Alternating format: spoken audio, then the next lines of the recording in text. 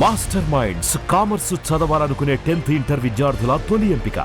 ప్రస్తుతం ప్రపంచం మొత్తం యుద్ధ వాతావరణం కనిపిస్తోంది. ఇప్పటికే రష్యా, యుక్రెయిన్, ఇరాన్, ఇజ్రాయెల్ మధ్య భీకర యుద్ధం అయితే కొనసాగుతోంది.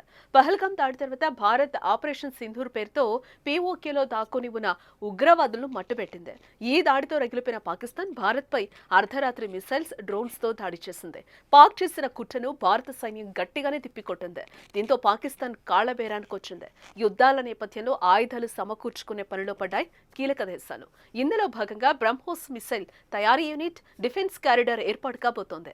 ఈ కారిడార్ ఎక్కడ ఏర్పాటు చేస్తున్నారు, ఎందుకు ఏర్పాట్లు చేస్తున్నారు, పూర్తి వివరాలు ఈ వీడియోలో చూద్దాం.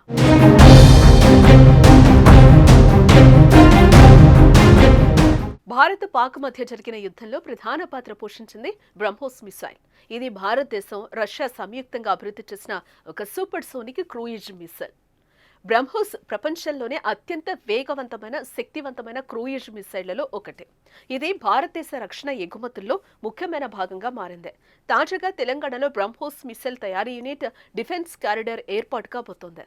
దీనిపై ఇప్పటికే కేంద్రం నుంచి అనుమతి కూడా వచ్చింది.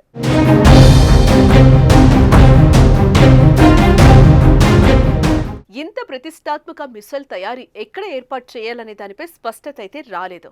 అయితే మహబూబ్ నగర్ జిల్లాలో ఏర్పాటు చేయాలని, దానికి సంబంధించి అన్ని ఏర్పాట్లు ప్రభుత్వం చూసుకుంటుందని అధికారులను కోరారు సీఎం రేవంత్ రెడ్డి.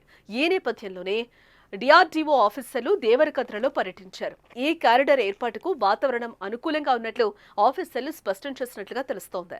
మొదట హైదరాబాద్ పరిసర ప్రాంతాల్లో ఈ కారిడార్ ఏర్పాటు చేయాలని భావించారు. అక్కడ పెద్ద మొత్తంలో ప్రభుత్వ భూములు అందుబాటులో లేవు. ప్రైవేటు భూములున్న కోట్లలో ధర ఉంది. అందుకే ప్రత్యామ్నాయంగా పాలమూరులో ఏర్పాటు చేయాలని ఆలోచన చేశారు. ఇందుకోసం 350 నుంచి 400 ఎకరాల భూమి కావాల్సిందని అధికారులు అంచనాస్తున్నారు.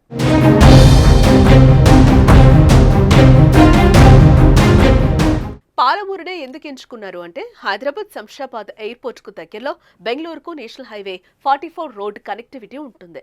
దీనివల్ల ప్రయాణ సౌకర్యానికి ఎలాంటి ఇబ్బంది కూడా ఉండదు. BrahMos general director Jaiteerth Joshi, BrahMos executive director Sambasiva Prasad, defence research అధికారులు దేవరకద్ర సెగ్మెంట్లోని చౌదరిపల్లి, బస్వాయిపల్లి గ్రామాలను సందర్శించారు. జిల్లాకు చెందిన డీసీసీ అధ్యక్షుడు, దేవరకద్ర ఎమ్మెల్యే జె మధుసూదన్ రెడ్డి 2 గ్రామాల్లో దాదాపు 400 ఎకరాల ప్రభుత్వ భూమిని అధికారులకు చూపించారు. ఈ 400 ఎకరాలతో పాటు మరో 100 ఎకరాలు అవసరం ఉంటుందని ఎమ్మెల్యే తెలిపారు.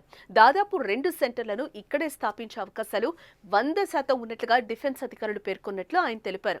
ఇదే జరిగితే తెలంగాణలోని పాలమూరుకి మరో ఘనత దక్కినట్లే అంటున్నారు. మరి బ్రహ్మోస్ మిసైల్ తయారీలో మన తెలంగాణ భాగం అవడంపై మీ అభిప్రాయాలు కామెంట్స్ రూపంలో తెలియచేయండి.